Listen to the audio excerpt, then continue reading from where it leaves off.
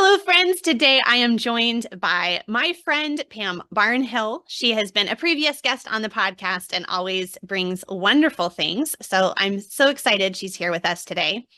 Pam believes that you don't have to sacrifice relationships to homeschool strong.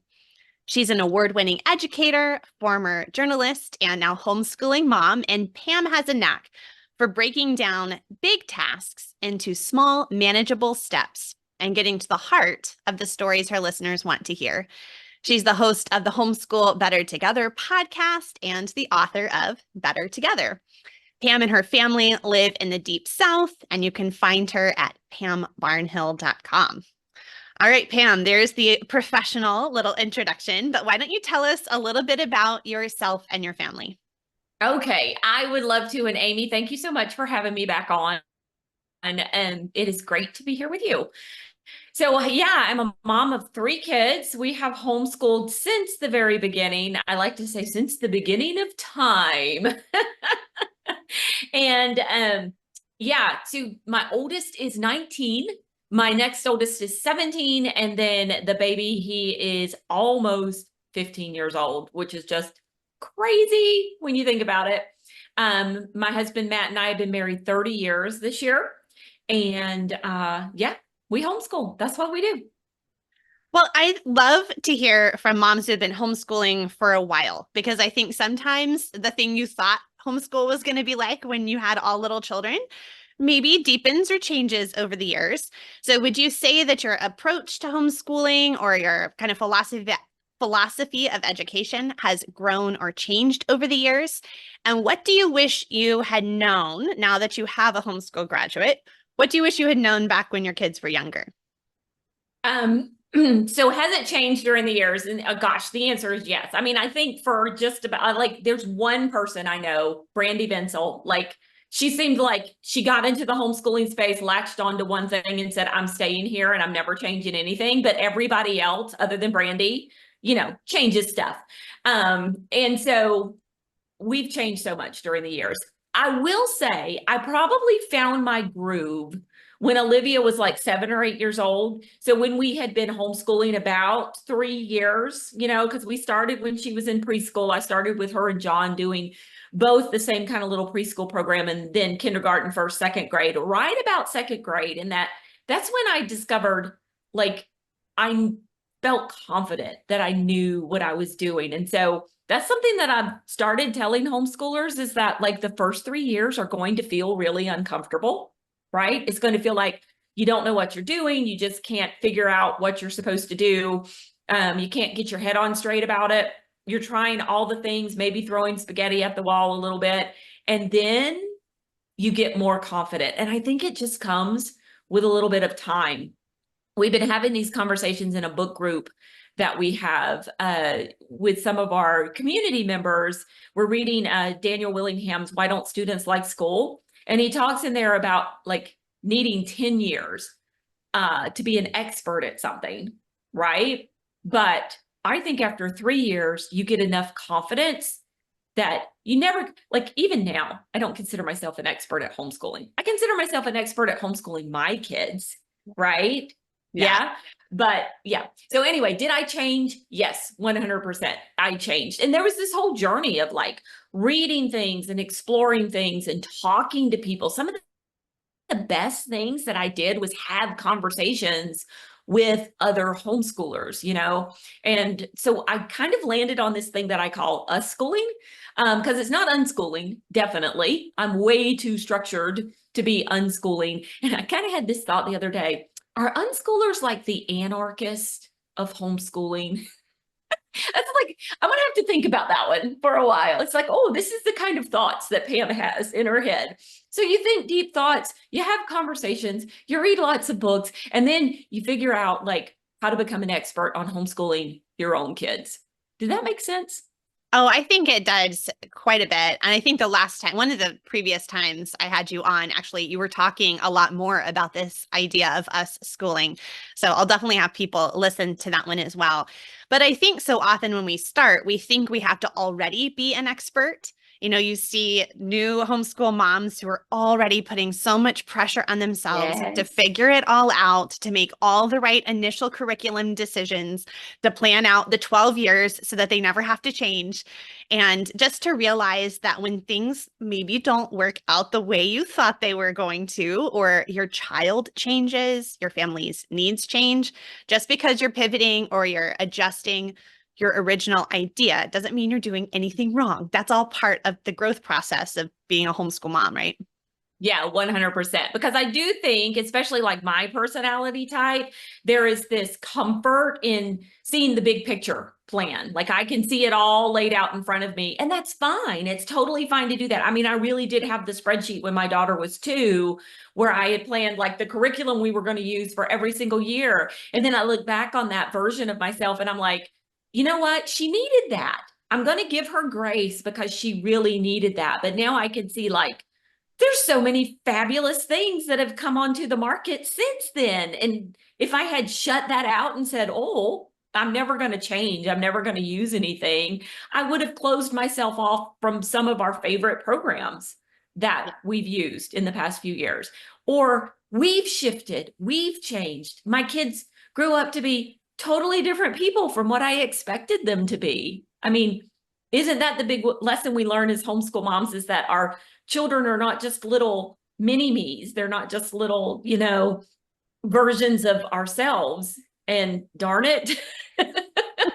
But that's also one of the most fun parts as they start coming into those teen years, because you start seeing them as these unique humans, right? These unique people that God has made who have their own thoughts, their own ideas. And that can be a scary part of homeschooling high school, but it can also be a really beautiful part too. Yeah, it really, really can. And, it's funny because for some reason, I have no idea why, Thomas was up this morning. He's my youngest, and he was up having a cup of coffee when I came out of the bedroom at like 6:15. I'm like, why? Why are you up? So he and I sat on the porch with the dogs for a little bit this morning, and he went to this camp this summer, this engineering camp. And so now he's all about, this is where I want to go to college, the college where he went to the camp at. He's like, this is where I want to go to college, and this is what I want to study. And it's kind of nice. I've never had a kid who kind of had an idea of what they wanted to do before. So even after you've had multiple kids go through high school, then you get one that's like, whoa, you're different than the other ones. Yes. Well, even confident homeschool moms, you were talking about like after a few years, you kind of get that confidence in like, okay, I can figure this out. I can figure out my children, what our family needs. But even those of us who felt pretty good about homeschooling, we can start thinking about the high school years and start getting a little bit antsy. It gets a Yeah. little scary. I found that even as someone who had graduated from homeschool myself, the thought of doing it with my own children for the first time was a little scary. So, what do you think are some of the biggest struggles or challenges we face as homeschool moms thinking about those upcoming teen years? And do you think it's still worth it to homeschool in high school?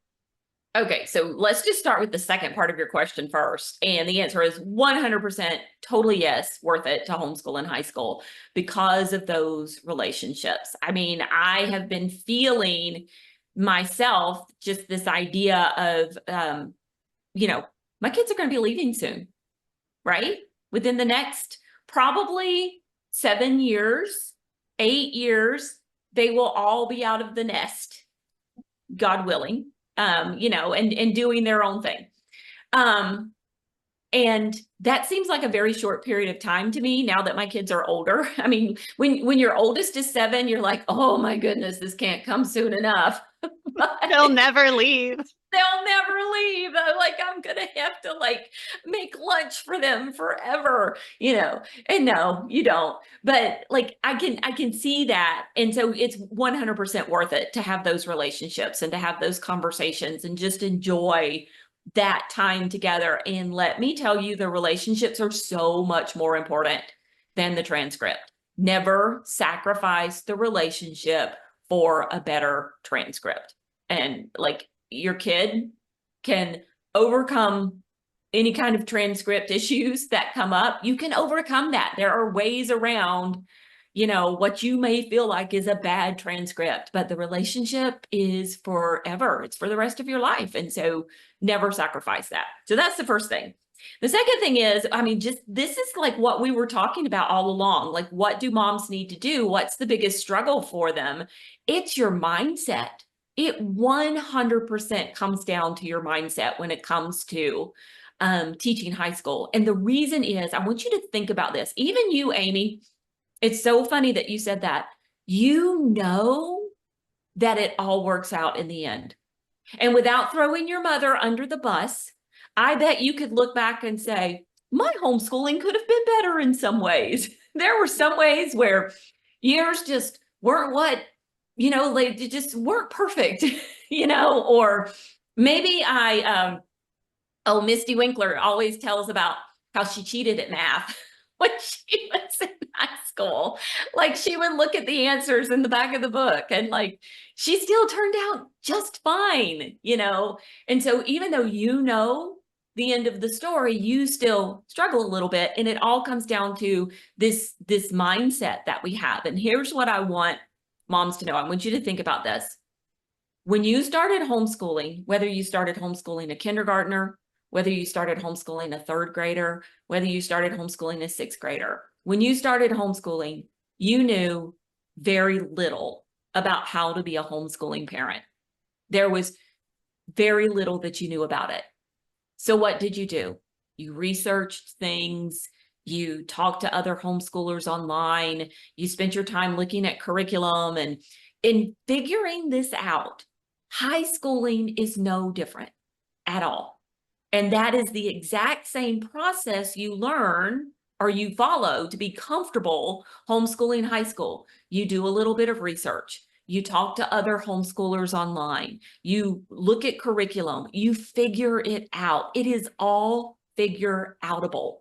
And the fact that you've done this already before should just give you the confidence that it'll be even easier to do it the second time, because it's not that different.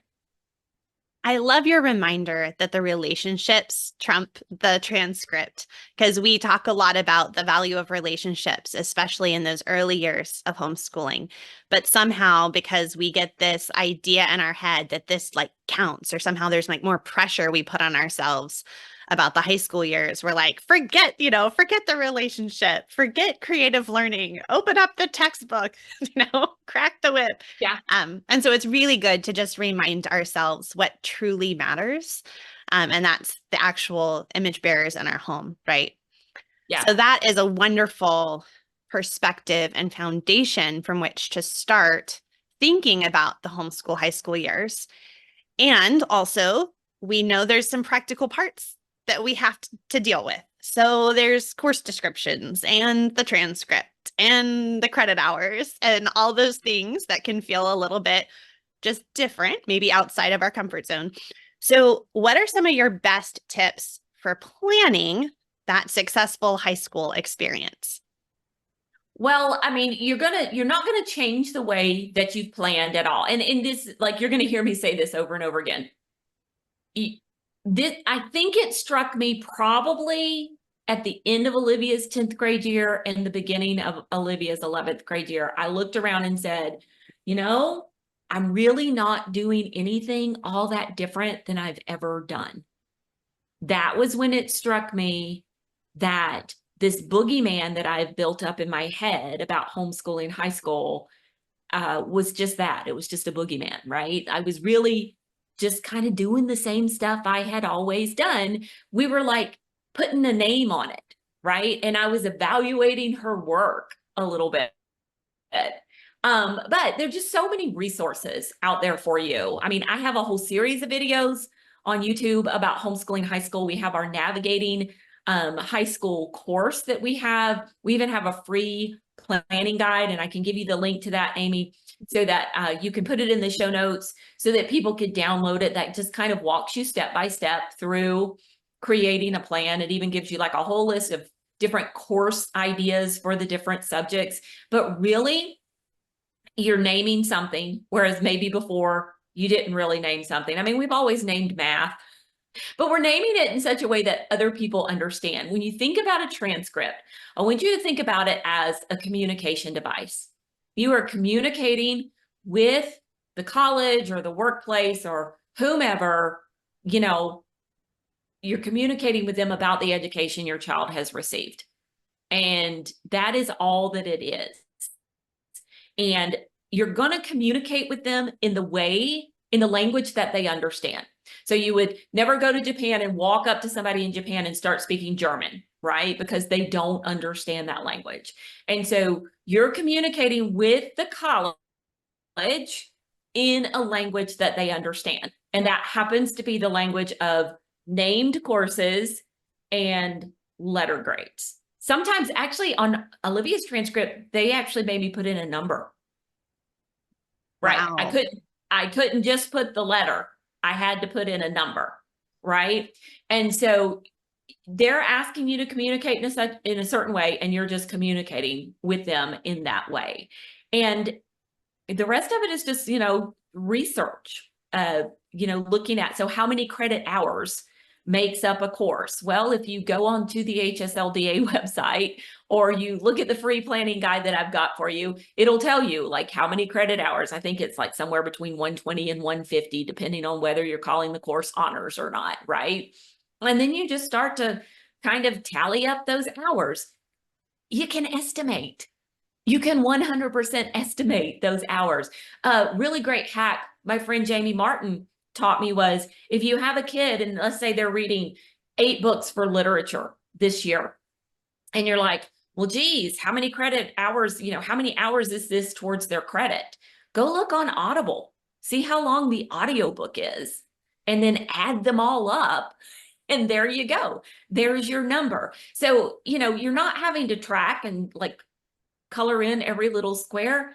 It's okay to estimate as you're communicating to the college how your child did, what their education was like, how they handled that education.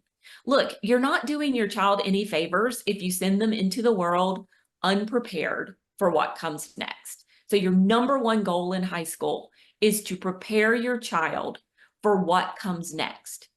Communicating with the college is not even necessarily married to the step of preparing your child for what comes next. That's the most important part. I think that's really helpful to remember that it's about communicating in a language that the employer or the college will understand.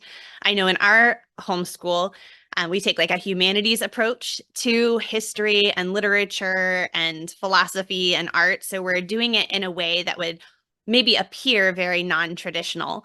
But on the transcript, I don't call it a like humanities approach where we combine a lot of subjects. I just call it something like U.S. History 1, Yes. American literature, because that is what we did. And that is going to be something they understand. If I try to be cutesy on the transcript, they're not going to understand really what my children have learned. Same thing when we've done like a U.S. government and economics. Totally did that completely without a curriculum or textbook. I just had books I wanted my children to read, original sources. We had a lot of discussions, and then I had them take the U.S. government CLEP exam. So not only could they pass the exam and get college credit, but then, I didn't feel bad about just putting a U.S. government credit on the transcript because maybe we didn't use a textbook, but they totally understood the material.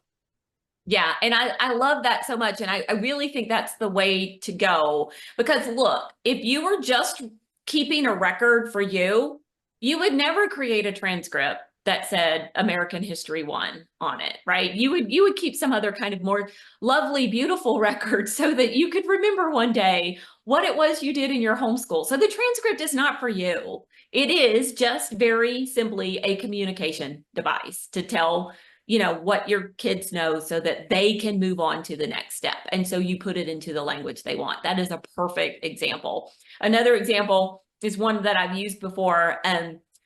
About Olivia's 10th grade year, she had this fascination with mythology.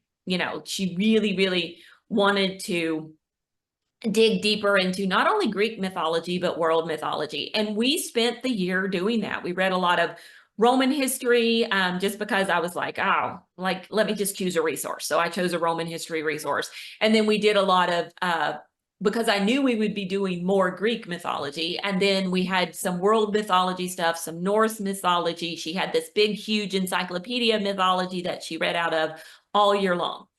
But nowhere on her transcript does it say mythology, right? It just says English 10.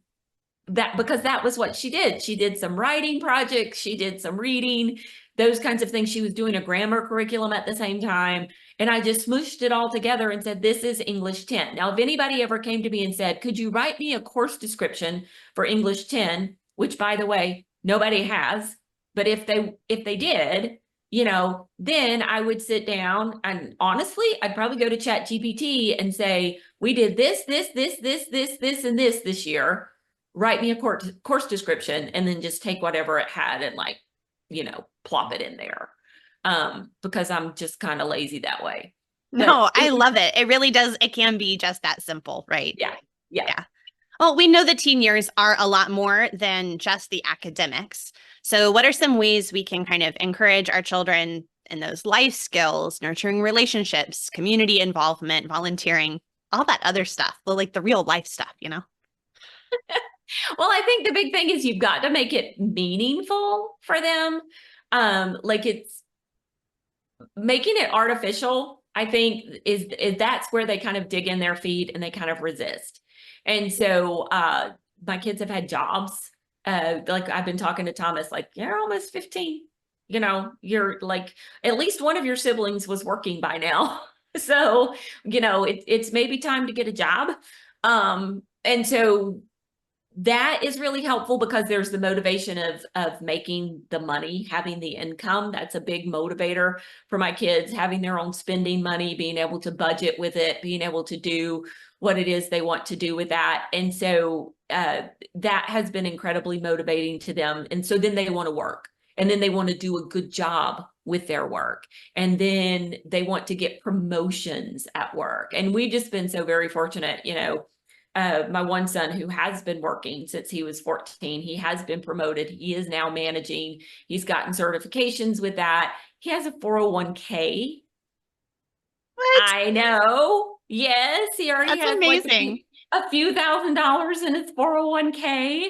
And so, like, and that's big stuff, but it's authentic stuff. It was nothing that I created. Other examples of this, you know, hopefully you have some kind of church group that you can tap into. I realize that youth groups can be hit or miss from church to church. We've been blessed with a very good one that my kids could participate in. And then other real life activities. I mean, you know, Olivia's been able to play piano at church, and now she's gotten to the point where she substitutes for the choir director when he's out of town, and she gets paid to do that. Like, she, you know, and so that's actually a paid position when you substitute. But it came from this authentic place of, hey, let's be part of this group, this band, this choir at church. And then, oh, now we need a keyboardist for this. Could you do this? So it was a very authentic thing. And then Thomas is very into Civil Air Patrol, but it was something that he chose to do. So I guess what I'm getting at is it has to be things of their choosing. You know, they've got to be committed to it. If you keep drumming up these artificial experiences for them, they're probably not going to be very engaged by them. So it has to be something that they're interested in. It has to be something that's authentic, that's real life, as opposed to, you know, a class in life skills is good, but know that that's just the very beginning. From there, you know, like, really have them do their laundry every week. It's like, okay, laundry's yours. Like, you're taking that over. So don't just say, this is how we do the laundry, and then you keep doing the laundry. They're in charge of doing their laundry. You know, things like that. It has to be authentic, and it has to be meaningful to them. And then you can just see, even from what you were sharing about your different children, how different, unique children with different, unique gifts and interests find their own little niche way to play some of those things out. Yeah, I love that.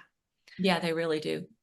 Well, many of us are homeschooling high schoolers or teens, and we still have younger children at home. And that can be a bit of a struggle as teens have more responsibilities. Maybe they have jobs outside the home, other classes, a more intense academic load, perhaps. But it's still so important to prioritize that shared family culture, those relationships. So, what are some ways we can do that while also respecting, the needs and the realities of those teen years? Well, you know what I'm going to say, right? I'm going to I say morning threw a time. little nice pitch for you. Yeah, yeah.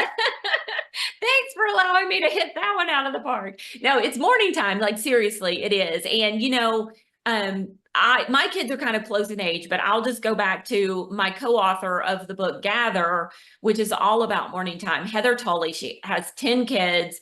I think now her oldest is like 23, her youngest is 6. A few years ago when we wrote the book, she's like, the only way that my 15-year-old would see my toddler is when we do morning time. If we're not doing morning time, their sleep schedules are kind of against each other. The one kid's getting up and going to work.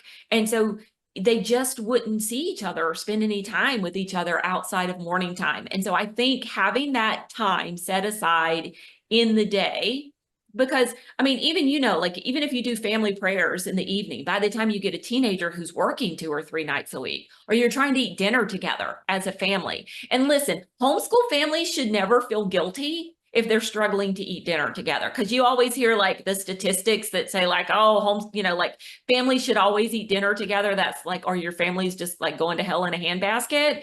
Homeschool families are together all the time. So if you don't make the dinner thing, like don't beat yourself up over it, right? So, but it gets harder. It totally gets harder for you and all the siblings and everybody to be together. So even if you're not making other points, family touch points during the day, like dinner or like family prayer time in the evening because somebody's at a job, then you can do morning time. That's the time of day where most people are going to be there because they don't let most teenagers work until after school hours anyway. And so you can get together and get the toddler together with the teenager, or do something shared family culture.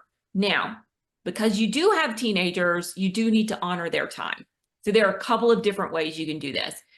Anything that you do in morning time, any way that you can make it count towards the transcript is a good thing. So let's say if you're doing poetry, memory work, or different things like that in morning time, maybe you're even reading aloud. Though by the time older kids are older, you might let some of them go for some of those younger kid read alouds, right? But anything that you're doing, count those towards your hours. So say, you know what, we spend 10 minutes a day working on poetry memorization in morning time. That's 50 minutes a week, right? Well, those 50 minutes a week count towards the credit hours for my teenagers' language arts right there. There's no reason in the world why that poetry memorization should not count towards their language arts. So that's the first thing. And then let them know what you're doing. Like this actually counts. If you're doing, a couple years ago, we did the Michael Clay Thompson sentence a day in morning time. My daughter was in 9th grade. That totally counted towards her grammar for 9th grade. It totally counted towards her English 1 credit for 9th grade. So have it count. That's the first thing. And then secondly, front load your morning time with the things that you want the teens to be able to do with the rest of you, and then let them go. Or start your morning time with stuff for the younger kids. Let your teens come join you at a certain part, but not require them to be there for the big, long, drawn out thing, especially if you're using it to combine younger kids for some of their content area subjects. But just have those parts where the teens show up and do that part with you before they go on to do their other stuff. Yeah, that's a really great tip. We've definitely seen that in our own family. Just make the morning time where everyone is together much shorter, focused on the things that are most important to me that we share, and then let the teens go and do their work. But I haven't thought, how could I use the things we're doing in our morning time towards a high school credit? That's really smart. I'm going to have to think about that now. Yeah. Yeah. Well, what comes after? What comes after all of this? We've planned our homeschool high school, we've crafted this beautiful experience, and then they graduate. So how can we help our high schooler navigate that next stage, whether it's going to be work or college or something else? So I just speaking from the experience that I've had so far with one kid, right? So, like come and ask me this question again in 4 or 5 years, and maybe I'll have a better answer for you. It'll probably be different for each kid, right? Right, probably so. But I watched her figure it out. Like, the whole kind of college situation. And I think this was kind of our biggest concern. Poor Olivia, I'm gonna throw her under the bus, I feel like. But like this was our biggest, like juggling all the things. Like that was our biggest concern for her. Like she's so smart and she's so just like she does a fabulous job like getting along with people and making people feel good about themselves. And she just has this wonderful personality, and she can do anything she sets her mind to. But juggling all the things, that was the part where we were really, really worried. And so I would say for like the first 3 or 4 weeks, I was the annoying, nagging mom, right? I like, did you do all your homework? Have you like done this? Have you done that? Have you done this? And then I realized like the child had no concept of like making a good grade, because I had never really talked to her about the grades that were on her transcript. I mean, like she did Mr. D math and she could look up her grade. I'm not sure she ever did, right? But like for the most part, like she had no concept of making a good grade. And so I would ask her like, what are your grades? And she'd be like, I don't know. So, she had no concept of it.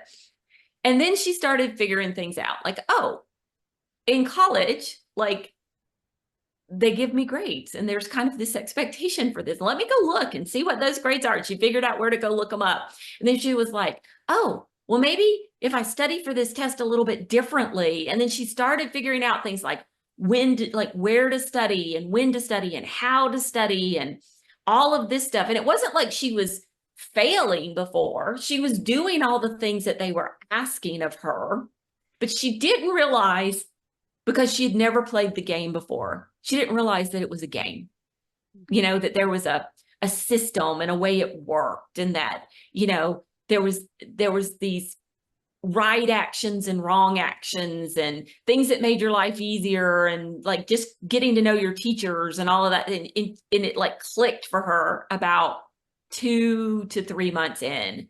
Right. I would say little past the halfway point of that first semester. And then since then, it's been like complete smooth sailing, And so they figure it out. I think that's the biggest thing is like, if you, like, it had never been important to us to talk about the game or play the game, or she'd never been to school. She didn't know anything about it. Like I said, I didn't share like what was on the transcript. She didn't care. And then she figured out, oh, there's a game and I'm supposed to be playing it. And yeah, I mean, she had been learning all along, but then she figured out the game. And then she's like, oh, I'm going to make all A's this summer. I love that. Well, and then she took ownership of it, and which yes, I'm sure has a much bigger impact long term. She has the buy-in than if you had just been the nagging mom, for her entire college experience or something. Yeah. So now I do not nag at all. Like there's no nagging now. I don't feel the need to, like, at first I was like logging into Blackboard and seeing like what her assignments were. And then I'd go say like, have you done all your assignments? That lasted for about 5 weeks. And then she started to get it. And then she figured out the game. And then it's like, now I don't even have to worry about it.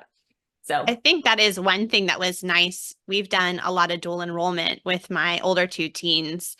I think we'll probably do it differently with my 3rd child, just because every kid is different, right? But that was nice while they were still at home and still kind of more under my roof and under my authority in a different way than, post graduation.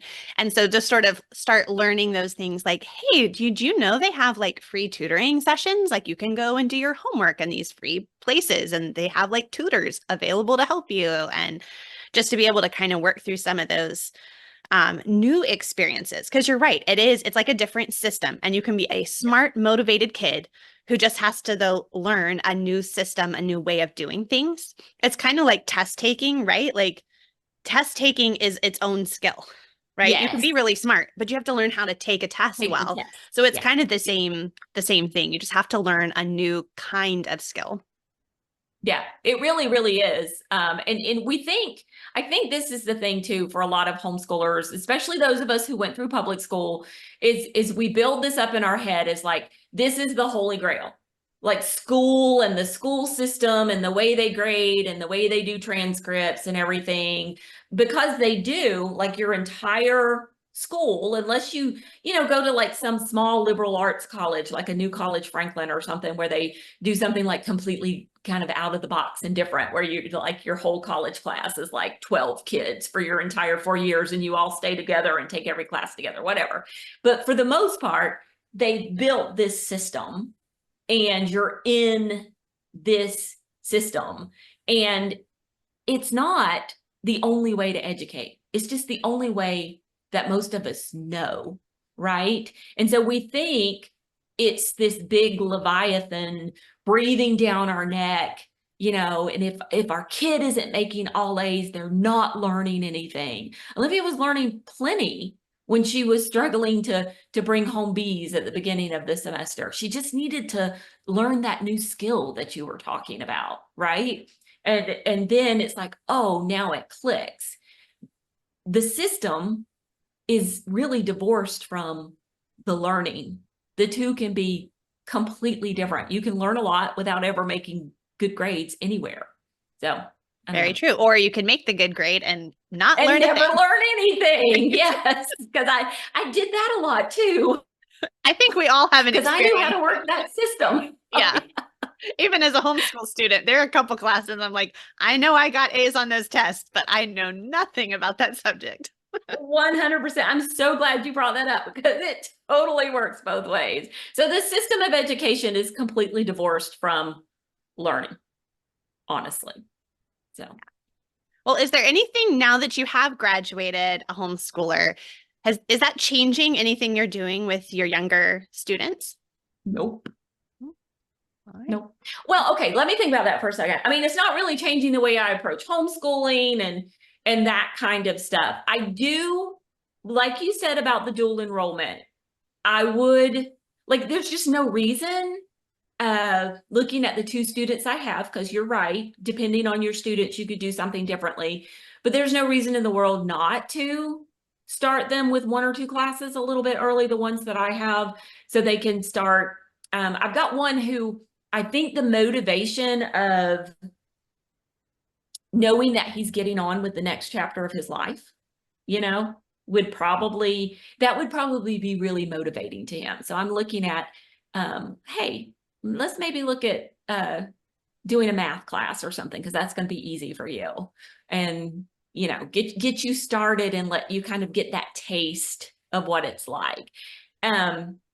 So I might try dual enrolling. That's something we haven't done that we might try. But I would say, as far as like my general approach to homeschooling or anything, no, not really, because when they're motivated, they will figure things out. I love that. Well, and your son, who has a 401k already, would probably also be motivated by the money he would save with dual enrollment classes, right? Yeah, that's true. I'm not quite so sure in our state that we save a whole lot, but yeah. Oh, well, that stinks. Yeah. Yeah, it varies from state to state. And that's the other thing. If we could like just make one more point, is everything varies so much from state to state. I know, like, I'm fairly certain there was at one point in Florida, like, all homeschoolers had to pay for their books to dual enroll. And then we moved to Alabama, and it's like, oh, and we did that before we started homeschooling, but it was like, now you have to actually pay for the classes and the books to dual enroll. So it really does vary from state to state. And so taking a little bit of time to not only look at the laws yourself, because I think it's very important to look at the laws, the guidelines, the programs, all of that stuff, and then connect with some homeschoolers in your state who have done it already, because you want to know the laws, because sometimes other homeschoolers will lead you astray. So you want to know the information for yourself, but then it's almost like, well, here's the letter, now let me go talk to somebody about the spirit, kind of thing. Yeah. And I actually have a previous episode with Jennifer Cook DeRosa all about homeschooling for college credit. And she has a lot of resources, state specific and things like that. So I will put Perfect. that link in the show notes too. Yeah. But Pam, this has been so great. I think it's going to be really encouraging to parents who are thinking about homeschooling their teens and homeschooling the high school years. I think sometimes it's just nice to hear from moms who have done it and be like, it's going to be okay. Like you really can do this, you know? You But really here at can. the end, I do need to ask you the questions that I'm asking all of my guests this season. Okay. So the first is, what book are you currently reading? I am currently reading Hillbilly Elegy. Okay. So yeah, it was recommended to me, I think probably about 6 years ago. Hold on to your hat, by my gynecologist. He was reading it at the time and he's like, oh, this book is so awesome. You really need to read it. And I've had it in the back of my mind. And this summer, it just became more timely. And so I'm like, oh, I'm going to do what Dr. Martin said. I'm going to pick up the book and read it. It is currently on my library hold list, same kind of thing. I was like, people have been talking about this book for a while. I guess it's time for me to actually read it. Yeah, yeah. Okay, well, the second and final question is, what would be your best tip for the homeschool day or maybe a homeschool season that just seems to be going completely off the rails? Don't try to force it. Don't try to force it. So if it's a day, my answer is slightly different for two things. If it's a day, really, really don't try to force it. I mean, there just comes a time where it does not hurt occasionally to say, you know what? Let's just go get some ice cream. We're just having a bad day. Let's just go get some ice cream, or y'all just go play outside. Maybe you don't even, maybe you don't feel generous enough to take them for ice cream at the moment. You're like, okay, just go play outside. You know, it's okay to do that occasionally, right? If you get into a season, though, I really love this idea of seasonal homeschooling, because I think so we have this expectation in our head that homeschooling is good in August and September when we've started back and we're kind of in that honeymoon phase. We work out the first couple little kinks, and then we're like really in the flow and rocking and rolling with homeschooling, and everything is great. And we have this high intensity and we're getting so much done and everything is happening and it feels wonderful. And then we get to November or we get to February and we look back on that time and we're like, well, my homeschool's failing now because it's not like that, right? It's not supposed to be like that all year. That is the fallacy right there, is that we're supposed to be able to maintain the same level of intensity throughout the whole school year. Naturally, think about waves coming into the shore, high tides and low tides, things going in and out.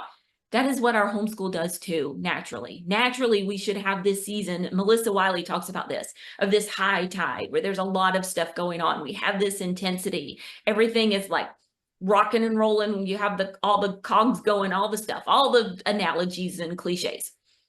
And then naturally, we're supposed to have these periods of low tides. And so if we lean into those high tide periods and get some stuff done, and equally lean into the low tide periods and allow ourselves to just read some really good read alouds for a while, or, you know, maybe back off on a couple of subjects for a few weeks and do less of them and just kind of do some seasonal stuff instead, you know. And then when we're ready to go high tide again, we have the energy to do it. We haven't spent the whole low tide time beating ourselves up for not being high tide, you know. So. Yeah, that's a really good reminder. Good encouragement. I need that reminder myself, I think, right now. So thank you.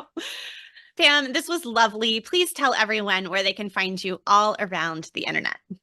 I'm at pambarnhill.com, and I have a fabulous social media account on Facebook and on Instagram. I can say that because I'm not the person running it.